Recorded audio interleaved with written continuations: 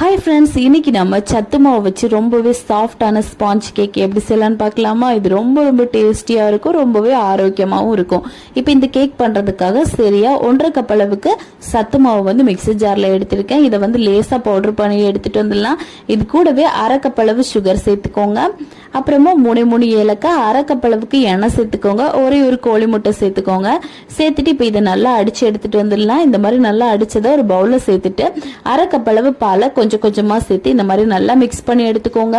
இப்போ மிக்ஸ் பண்ணதுக்கு அப்புறமா கடைசியா 1/4 டேபிள் ஸ்பூன் அளவுக்கு பேக்கிங் சோடா, 1/2 டேபிள் ஸ்பூன் அளவுக்கு பேக்கிங் பவுடர் சேர்த்து நல்லா மிக்ஸ் பண்ணிக்கோங்க. மிக்ஸ் பண்ணிட்டு இதை வந்து ஒரு ட்ரேல சேர்த்துடலாம். சேர்த்துட்டு இப்போ நான் இன்னைக்கு குக்கர்ல தான் ரெடி பண்ணியிருக்கேன். குக்கரை வந்து ஒரு 5 நிமிஷம் ப்ரீஹீட் பண்ணிட்டு கேஸ் கட்டோ இல்ல குக்கர் விசிலோ போடாம ஒரு 25ல இருந்து 30 நிமிஷம் லோ ஃப்ளேம்ல வேக வைங்க.